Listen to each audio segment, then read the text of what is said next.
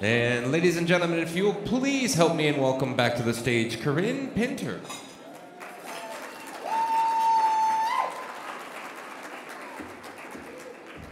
Thanks, guys.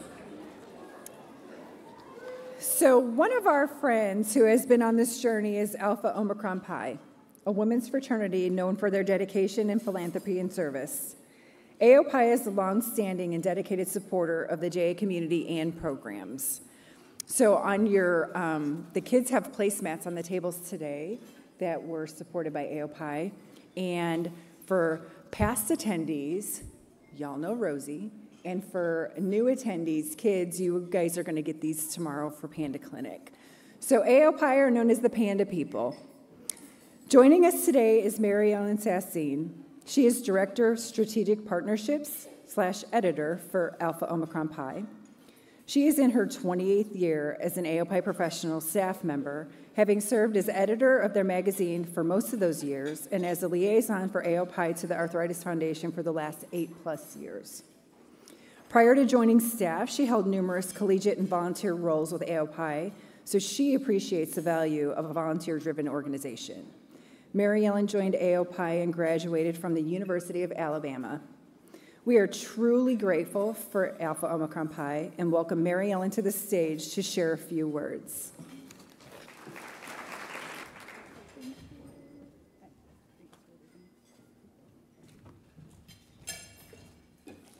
Thank you so much. I'm proud to be here to represent Alpha Omicron Pi.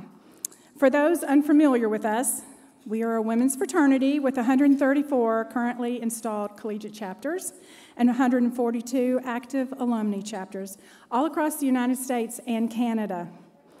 Our partnership with the Arthritis Foundation is one of the longest running and most impactful philanthropy partnerships in the Greek world in which we work, and that's been over 55 years to be exact. Over those years, we have donated millions of dollars and countless service hours to support your great work. While our members are honored to raise money every year through our signature Strikeout Arthritis fundraisers, we also pride ourselves in our commitment to a hands-on experience with you. AOPIs love to volunteer or participate in Jingle Bell runs, Walk to Cure Arthritis events. They love to work camps and conferences, and they commit numerous hours spreading awareness about arthritis and the Arthritis Foundation. You may find it interesting to learn that most of our collegiate chapters spend several days every school year working information tables in their student unions or on their campus walkways just to share with their campus community facts and stats about arthritis. And one of our rounds in our membership selection recruitment process is called Philanthropy Night. And if you're an AOPI, that means that night is all about you. Every fundraiser we hold is an educational opportunity. Basically, our members of all ages want to know what we are doing with the money that they raise, how it's making a difference for you. That's why our work with you at events like this is so important to us. We want to fund the programs and research that improve lives. We consider it an honor, and frankly our responsibility now, to be able to sponsor major Arthritis Foundation programs just like this one. But if all your child knows about AOPI is that we are the Panda People, we are also satisfied to accept that title also.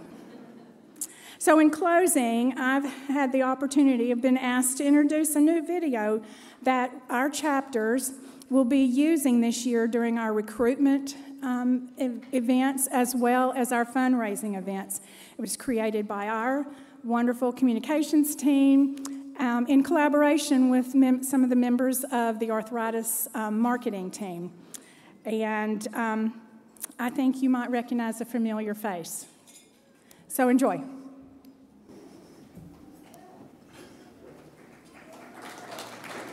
One of Alpha Omicron Pi's founding principles is serving the world around us. Since 1968, AOPI has had the honor of partnering with the Arthritis Foundation. Collegiate and alumni sisters have raised millions of dollars to help find a cure for arthritis America's #1 cause of disability, and champion the fight to help those with arthritis live their best life. Arthritis is not one disease. The term refers to joint pain or joint disease for more than 100 types of arthritis and related conditions. Chances are you or someone you love will one day benefit from our efforts today. Arthritis affects nearly 60 million Americans, and what many people don't know is over 300,000 children have arthritis. So it's so important that we get awareness out there regarding the disease, both in kids and in adults. AOPI's signature philanthropy events on college campuses are known as Strikeout Arthritis. The very first Strikeout Arthritis event promotion was designed for bowling tournaments. Since then, our collegiate chapters have hosted fun SOA fundraisers for baseball, softball, wiffle ball, basketball, and volleyball tournaments. Chapters have even creatively expanded into hosting 5K races, barbecues, and so much more. AOPI support has touched an incredible number of lives over the 55 years. Not only have you impacted the lives of families and their children, but you've also touched the lives of researchers that found and unlocked the mystery of different forms of arthritis that affect kids. We can't even begin to count how much of a difference AOPI support has made, but what we do know is the families and the kids telling the stories of AOPI support and how they've been able to change their lives because of the programs that AOPI has impacted. That's the real story and the most important part. AOPI is proud to be the presenting sponsor of the Arthritis Foundation's Juvenile Arthritis Family Summit.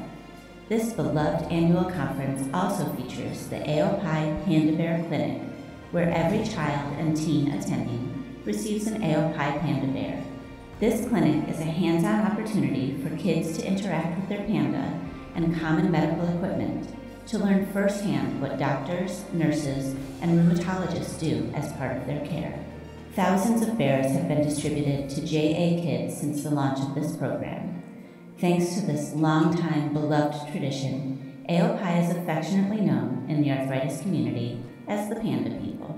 Joining AOPI was something that I always knew I wanted to do.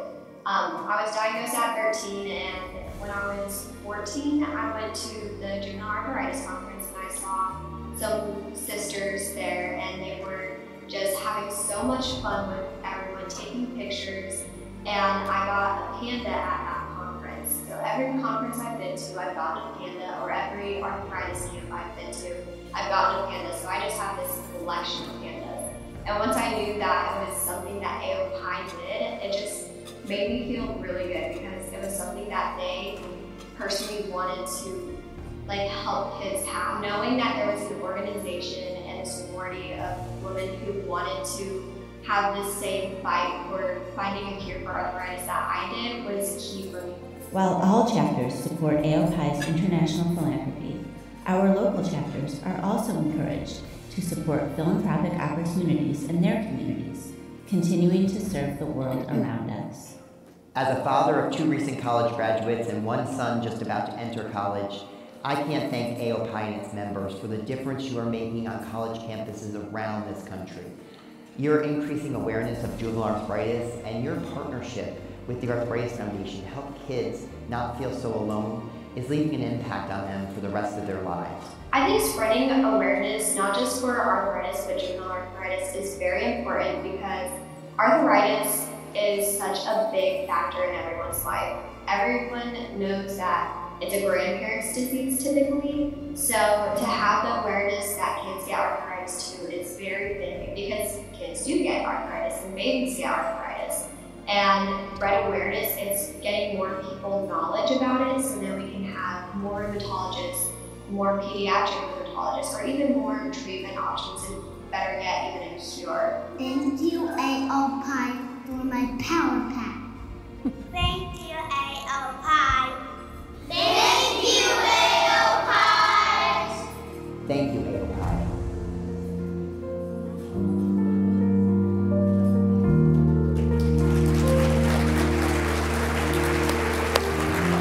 Thank you so much.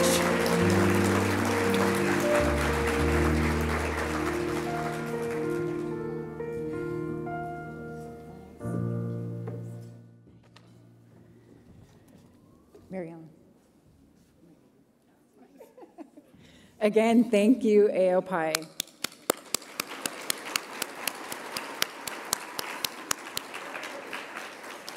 So a bit of housekeeping before I introduce our next guest. There's some white index cards on your tables.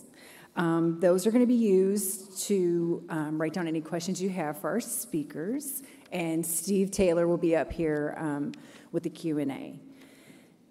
Okay, so now, guys excited? I am pleased to introduce two remarkable individuals, Beka and Nicola and Bri Ramos. Beka and Bri host Those Girls With Arthritis podcast, sharing their personal experiences as young adults navigating life with arthritis.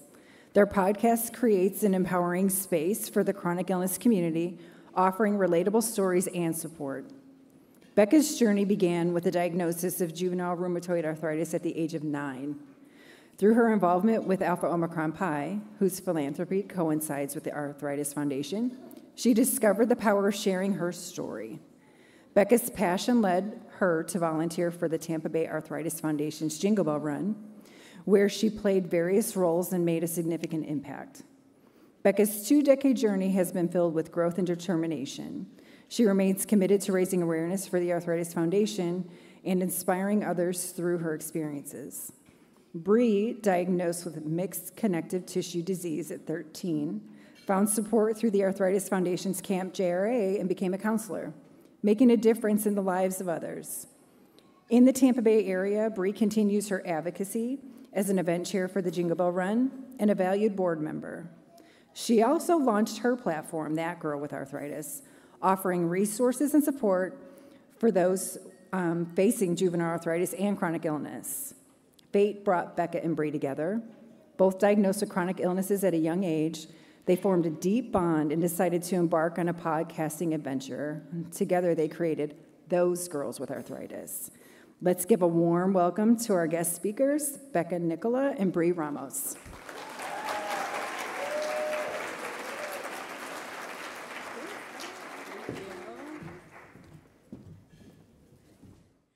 Hi, everyone. We are the hosts of Those Girls With Arthritis podcast. I'm Bri. And I'm Beka. Through our podcast, we hope to give a more personal view into life with a chronic illness. At the beginning of each episode, we invite our listeners to share with us, learn with us, and grow with us. We are so honored to be here with you all today and to be a part of the JA Family Summit. There's not one word that describes an arthritis journey perfectly. It's different every day, and it's different for every person. What one word would you use to describe your arthritis journey, or even the journey of a loved one?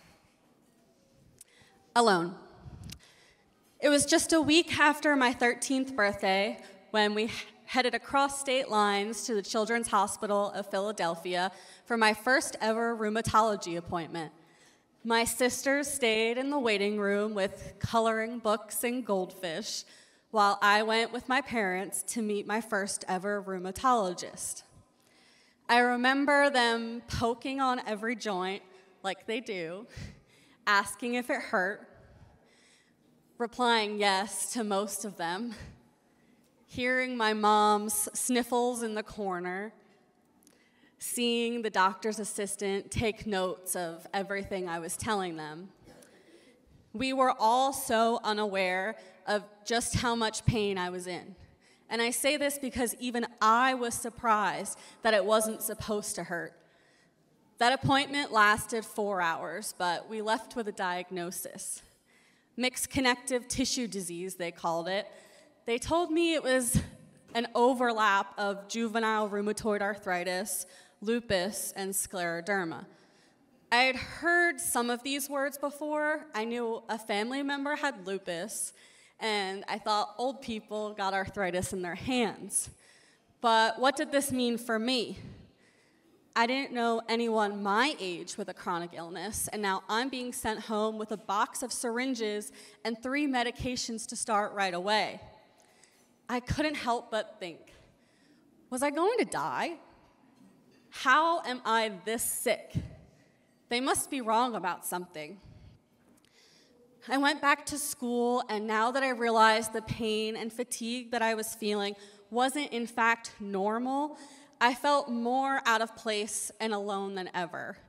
Everything seemed to change so fast. While everyone my age was doing typical teenage things, football games on Friday nights, not self-injections, getting awarded for perfect attendance, not missing a few times a month for appointments, I felt so lost and confused. Confused. I was in the 3rd grade and 9 years old when I was diagnosed with juvenile rheumatoid arthritis. It was September 11th, and my whole school was making a big flag mural for our gym.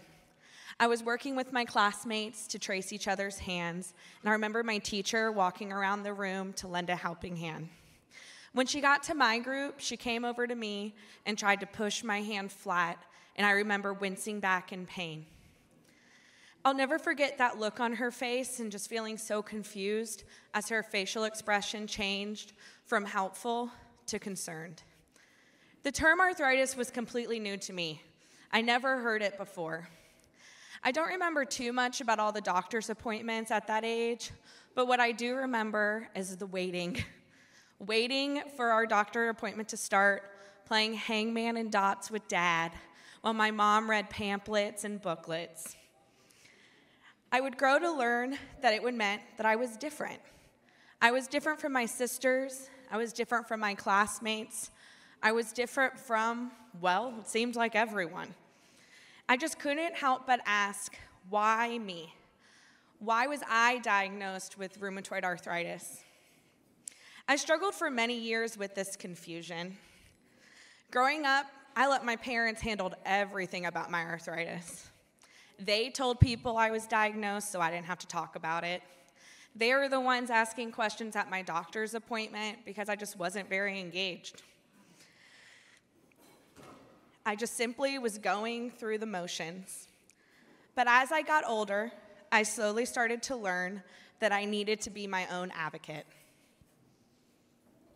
Advocate. Just as I began to get comfortable at middle school, it was time to go off to high school. And despite my hopes for a positive experience, the reality was far from it.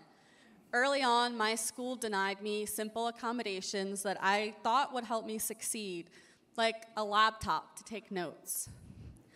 I was lucky enough to have my mom.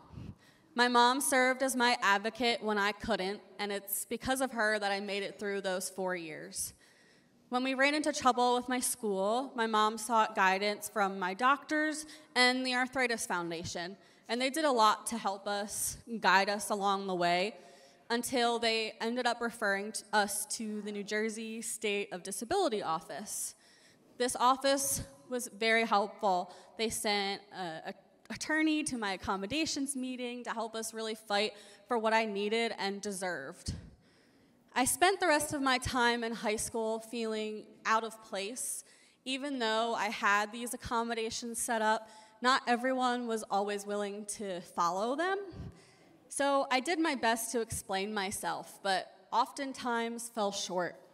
It was just so difficult trying to explain something that I barely understood myself. Now, not everyone's high school experience is like this, and it wasn't all bad. And it taught me a lot of important lessons. During this time, I started getting involved with the Arthritis Foundation's fundraising and advocacy efforts, doing my best to raise awareness and funds for the mission. My family made our first Jingle Bell Run team in 2011, and it's still one of our favorite events to date. Advocating didn't come easy for me at first, but I had plenty of role models along the way who helped me learn how to stand up for myself and feel less embarrassed. Embarrassed. Embarrassed was how I felt when I finally had the courage to tell other people my age that I had arthritis, and they responded with, "Oh, my grandparents have that too." Embarrassed is how I felt when my hands started showing deformities, and I would become a target of jokes and mocking jesters. Embarrassed is how I felt when my cautious soccer coach would make me walk instead of run during drills. I tried to deflect my embarrassment as best as I could. If kids were talking about their grandparents with arthritis, I would talk about a TV show or change the subject. If people started making fun of my fingers, I would claim I was double jointed because I guess that was cool in middle school. And then I would beg my soccer coach to just let me try and run with everyone else because I didn't want to seem like I was getting special privileges. The weight of embarrassment and guilt burdened me. Growing up, I realized my parents were spending a lot more money on me with my medicine, with my doctor's appointments, with my physical therapy sessions. I felt guilty. Then I had to have my sisters help me with everyday tasks. They had to open water bottles for me, carry my book bag for me. They even would let me sit in the front seat of the car so I would get some extra leg room. Feeling embarrassed was hard because I knew that I wouldn't really be the same as anyone else. It always made me question, would I ever feel empowered?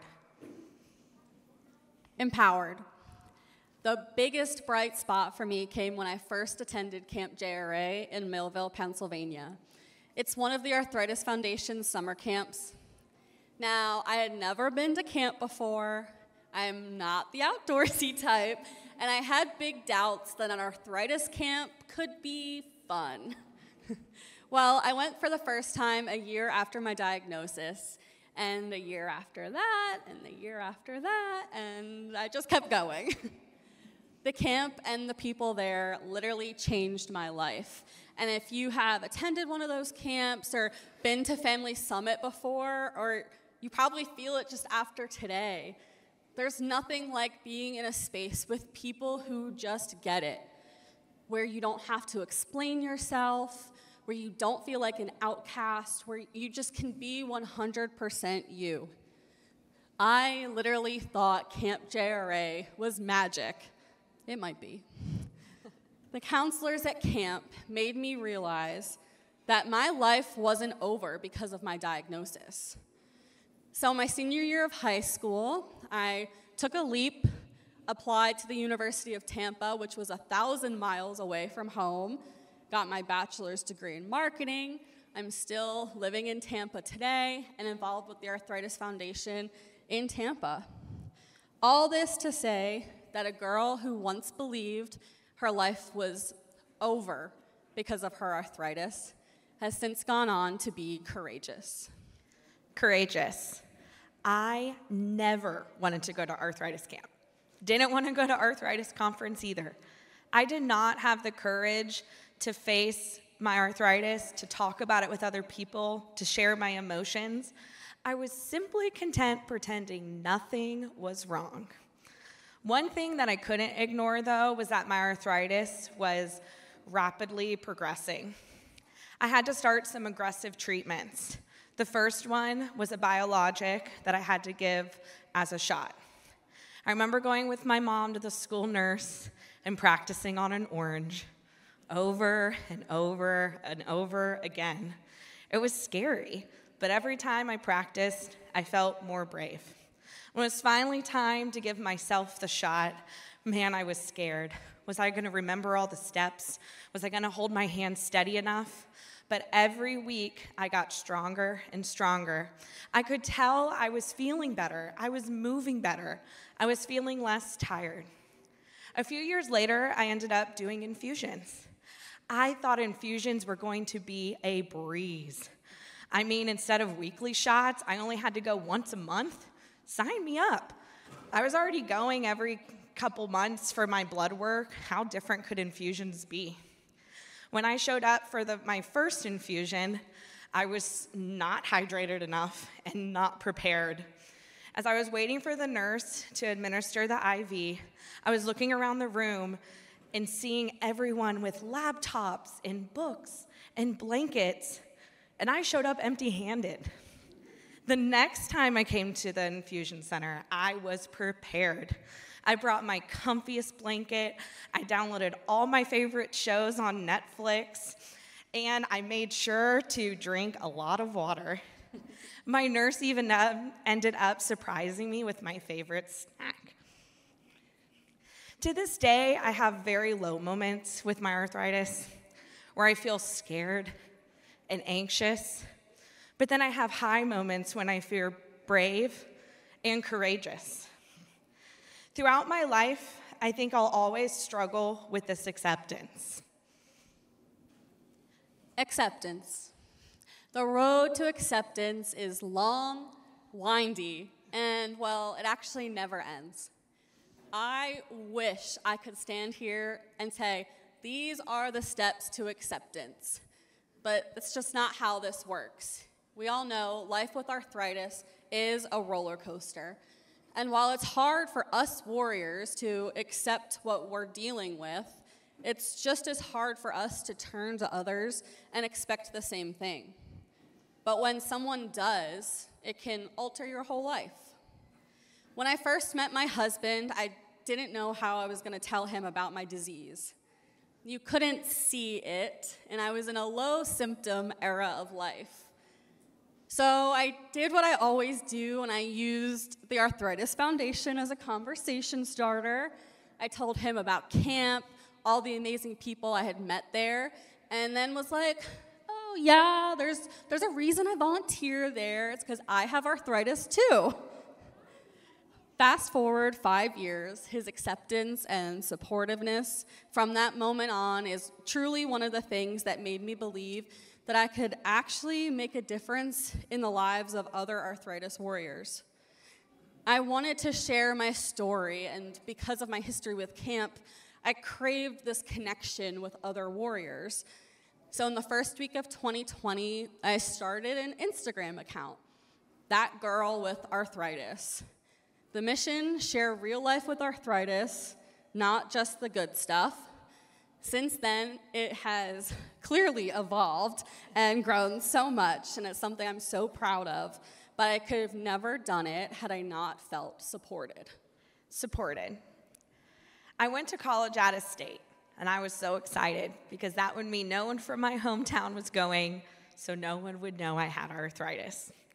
But then I ended up joining a sorority, Alpha Omicron Pi, which, as you guys all know, they support the Arthritis Foundation.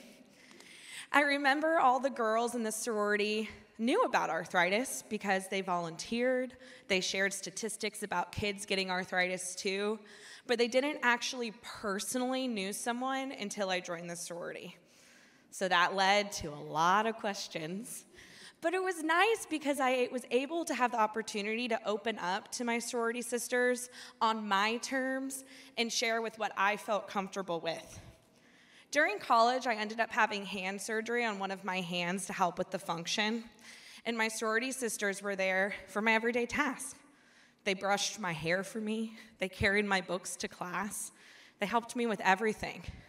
You know, growing up, my parents, my sisters, they had to help me because they were my family. They didn't have a choice. But my sorority sisters chose to help me and chose that they supported me, and they ended up becoming my family too. After college was the first time I participated in a Jingle Bell Run. I remember I made my team jingle with Beka, and I had my parents join, my sisters join, but I was a little nervous getting other people to join my team. One of my friends suggested that I post it on social media, and as soon as I did, wow, people were joining the team and they wanted to come out and run with us. They were joining the team and they invited other people to join us too. They were donating, sharing my story. I never felt so supported. Growing up, I always wanted a big family, but dating with arthritis was a challenge. When was I gonna tell someone about my arthritis? Would they notice and ask me? Sorry, guys. I ended up meeting my now husband, Michael. When I first met Michael, I realized just how sweet and kind he was, and I was like, okay, I immediately need to tell him about my arthritis, because if he doesn't like me, I don't want to be too emotionally involved. So while other people my age were telling their boyfriends they loved them, I was contemplating how to tell him that I had a chronic illness. When I finally told Michael about my arthritis, he was so just wonderful. He was curious, he asked questions, he just seemed to always know what to say, and he would help me without me even realizing I needed help. We're married now. We've been married since last February. We have 2 dogs together as well, and we just moved from Florida up to the Atlanta area. As we start planning to grow our family, I can't help but wonder what's next, and I can't help but feel scared. Scared. I'm scared of spiders, I'm scared of snakes, I'm not a fan of scary movies, and I'm terrified of the unknown. And with chronic illness and arthritis, there are a lot of unknowns. Since my diagnosis back in 2010, so much has changed with my disease. It seems that for some of us, our diseases like to multiply. Like when I was growing up and we had 1 dog, my mom was like, it needs a friend. So we ended up with 3 dogs. That's how I feel with my arthritis.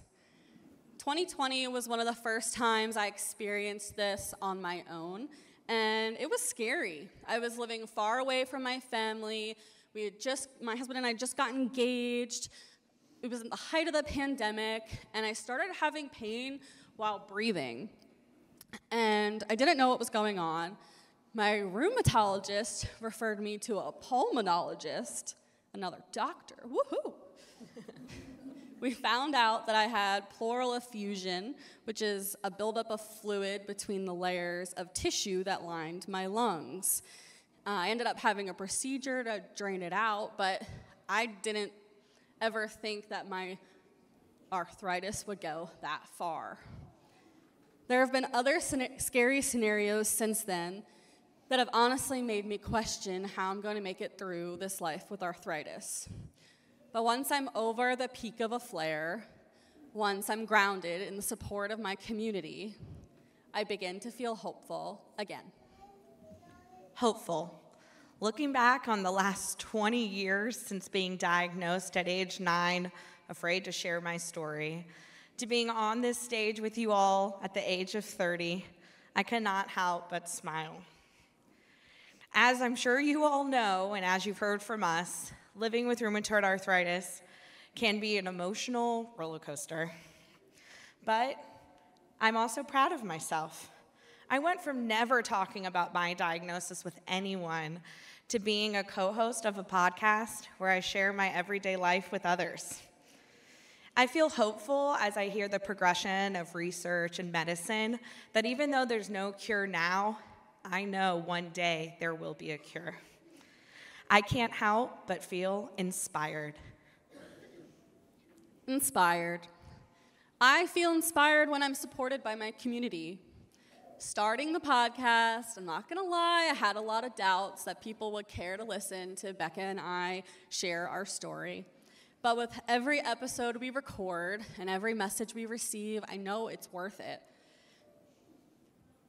With every story we share, we are inspiring warriors, doctors, parents, family, friends, and making a change. And now here we are with all of you, and I'm definitely feeling inspired. Inspired. I feel inspired every time I hear the story from another chronic illness warrior.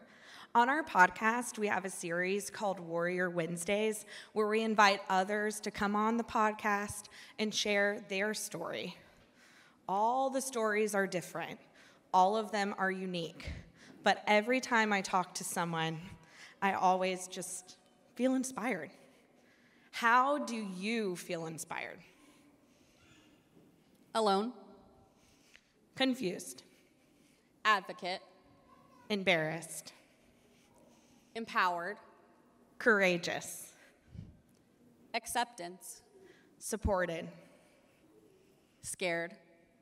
Hopeful. Inspired. Whether you've been diagnosed with arthritis or your child, sibling, friend, partner has been diagnosed with arthritis, these might be words that you felt or even used to describe your arthritis journey. Every arthritis story is different. Have you heard? My story is different from Bri's. Stories you'll hear throughout the weekend are all different to each other. No two people have the same story. But all of these words described our journeys at one point or another. Just know that one word does not define you. You define your own journey. And I'm so glad that our journey led us here with you all. Thank you for letting us share. Thank you.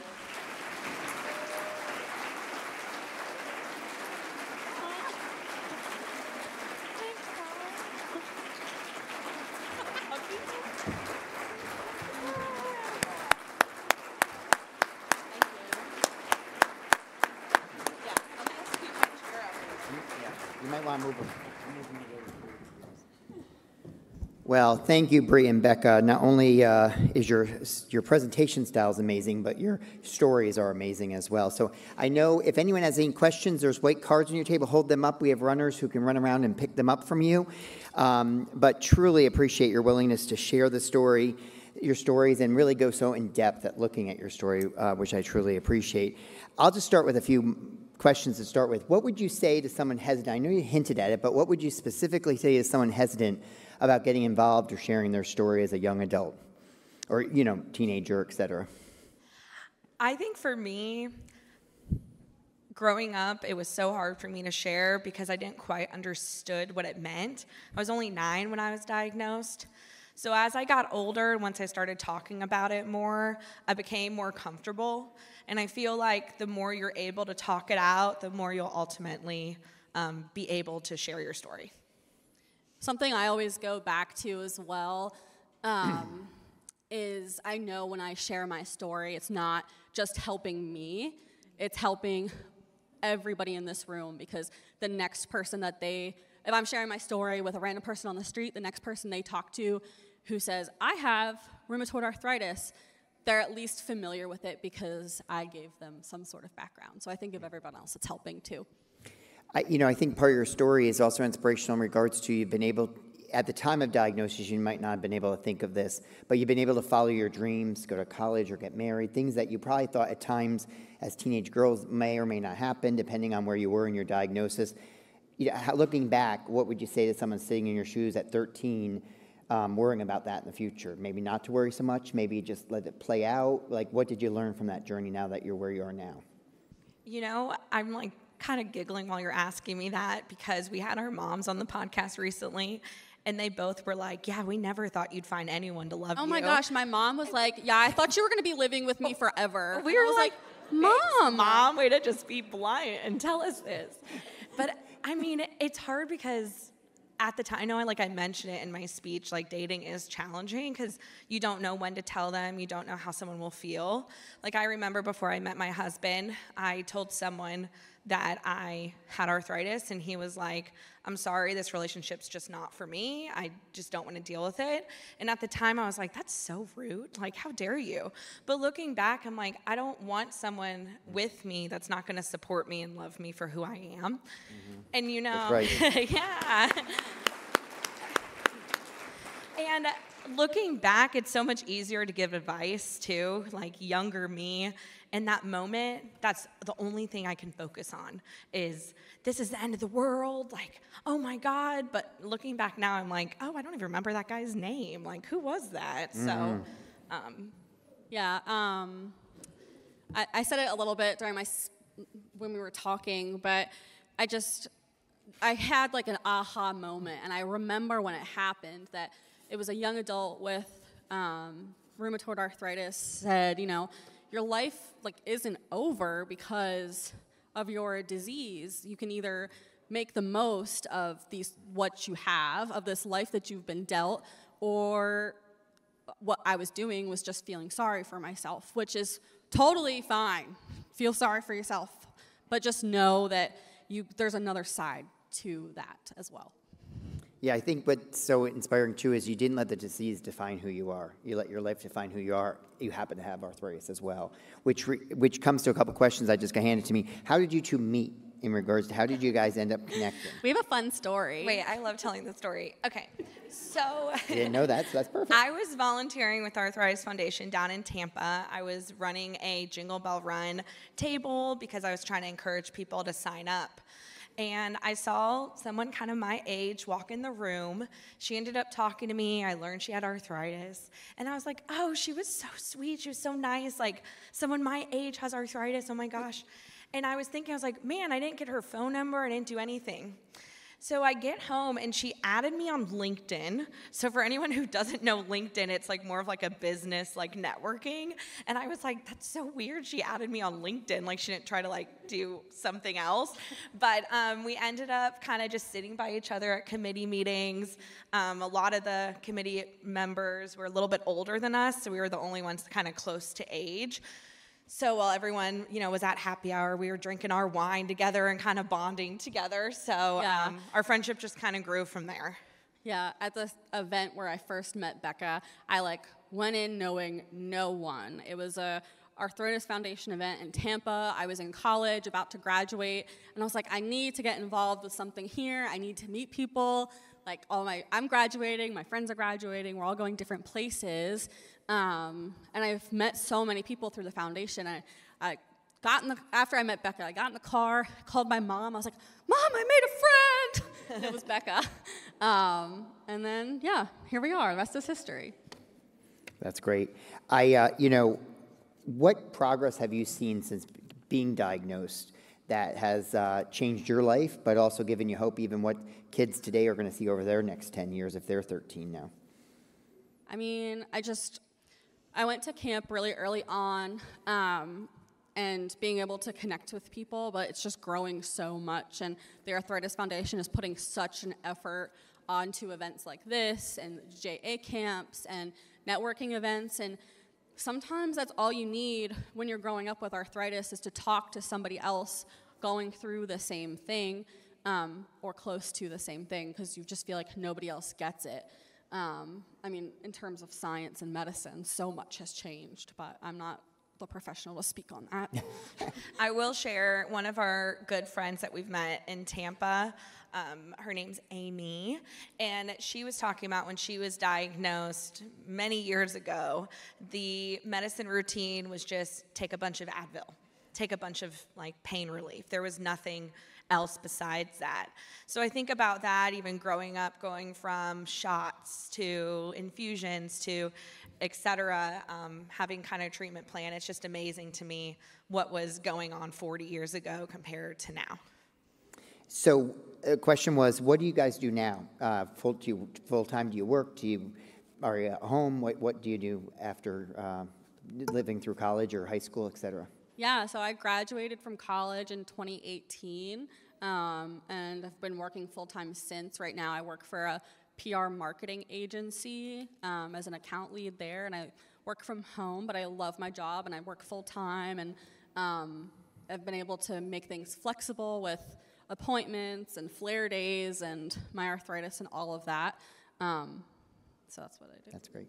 Yeah, I went to school for mass communication, so I did public relations.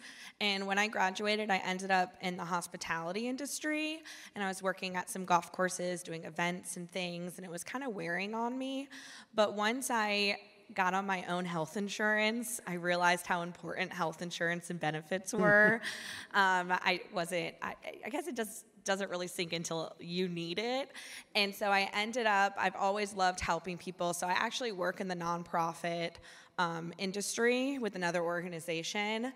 And it's fun because I'm hybrid. So I'm in the office 2 days a week. I'm home the other days of the week. If I have doctor's appointments, I'll schedule it around. When I was doing my infusions, I would take my laptop with me and work the 4 hours of the infusions.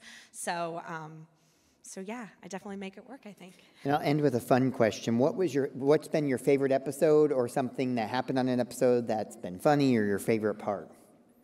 Wait, I don't know why I just thought of this. During one of the episodes, my cell phone rang, and my ringtone since middle school was Bootylicious by Destiny's Child. And I was like, Bri, you have to cut that out. And she's like, nope, we're leaving it. And so I'm like, oh my God, that's so embarrassing. And then I like our Flares episode, because I feel like everyone, no matter what chronic illness you have, can relate to having a really bad day and having a flare. And those always end up being one of our most popular episodes. Yeah, we do our Warrior Wednesday episodes with our interviews, and it's fun bringing people on that you know. Some of you might have met Kara today. She'll be here all weekend. She came on one of our episodes. Bria's here too. She came on one of our episodes, and getting to know them a little bit on a more like deeper level with their arthritis and being able to share other warrior stories is really cool too. Just like a comfortable space to do that. That's great. So any parting words you want to each leave before you wrap up? Soak in this weekend. I know I've talked to my parents about this.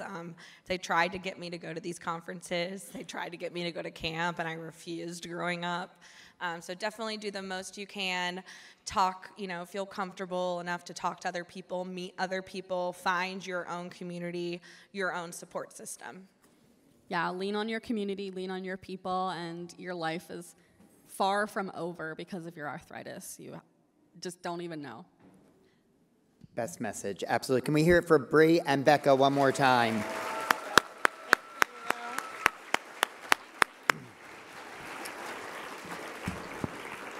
Now, before I bring up our presenter on a couple of awards, I did want to do something special today. A volunteer suggested something, and I thought it was a neat idea. So there's kids in the room, and I want to see any hands of any kids that actually have birthdays that happen when you're not in school. Raise your hand. So because I'm a summer birthday, I always went through the summer and never was able to celebrate in school and have a birthday, and Family Summit's kind of your school, so we figured we'd sing happy birthday to those kids that have summer birthdays that don't get to experience in school. So if you'll join with me, you can stand up. The kids that have summer birthdays should stand up. Stand up. And if you're an adult and you feel like you were gypped too to have a summer birthday, and adults can stand up too to have a summer birthday. And then we're going to start singing. Are we all ready? So, happy birthday to you. Happy birthday to you. Happy birthday, dear. Happy birthday to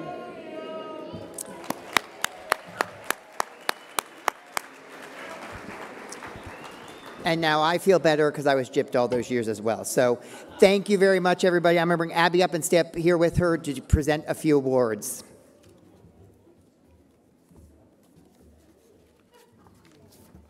Thanks. Now we would like to take the opportunity to honor and celebrate the remarkable achievements of two extraordinary youth who have shown immense strength, resilience, and determination in the face of juvenile arthritis. This year, there are two separate recipients of the 2023 Don Hafeli Award for Youth Leadership, Liliana Burke and J.C. Jewett.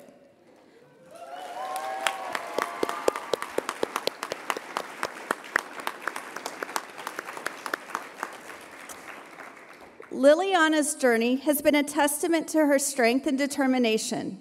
From a young age, she refused to let her condition define her. Instead, she took charge of her life, becoming a beacon of hope and inspiration for others. Through her advocacy work, she has raised awareness, dispelled misconceptions, and supported countless individuals navigating the complexities of juvenile arthritis. Please join me in congratulating Liliana on receiving the Don Hafeli Award for Youth Leadership.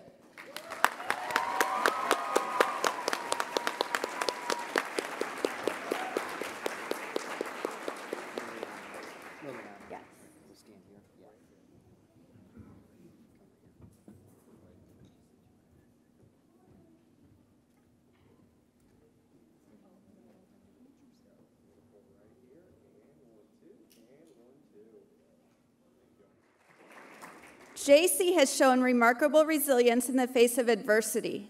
Despite the pain and limitations caused by juvenile arthritis, she has channeled her energy into making a positive impact. With her vibrant personality and contagious enthusiasm, JC has inspired others, reminding us that we can overcome any obstacle when we approach life with determination and optimism. Please join me in congratulating JC on receiving the Don Hafeli Award for Youth Leadership.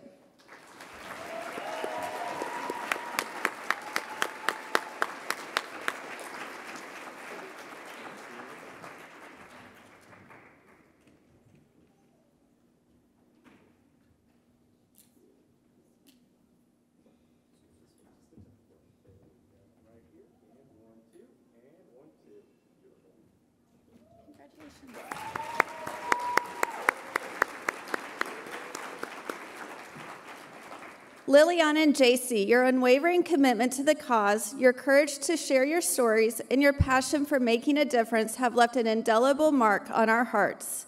You have shown us that age is no barrier to creating change and that your voices matter.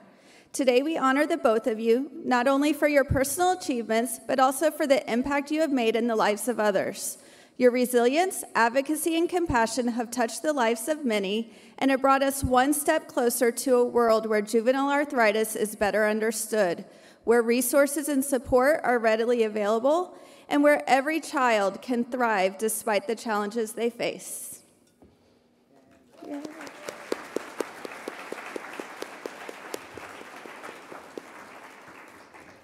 Okay, just a few housekeeping announcements. Please take a moment to provide feedback through our app, as it helps us improve our programming for next year's summit and future events. Just a note about the surveys. In order to see the surveys, to fill out the session surveys, you need to add the session to your personal schedule. So you'll need to find the session you're attending and click the plus button, and then the survey will appear after the session ends. Don't forget that tomorrow's theme is Summit T-shirt Day, so make sure you're all wearing your Summit shirts in the morning. The dance theme tomorrow evening is Glow Party, so make sure you wear your neon. This evening, we do have special programming after you have dinner on your own. The children's programs, it is noted in the app where each one of those will be taking place. You will drop your children off in the location that the program will be in, so it won't be in their regular classrooms. The young children through 5th grade are going to be in this room watching a movie. The middle school students are having a game night, and the teens are having a special dance party. Also, the moms and female caregivers are having a special session for us to continue making connections.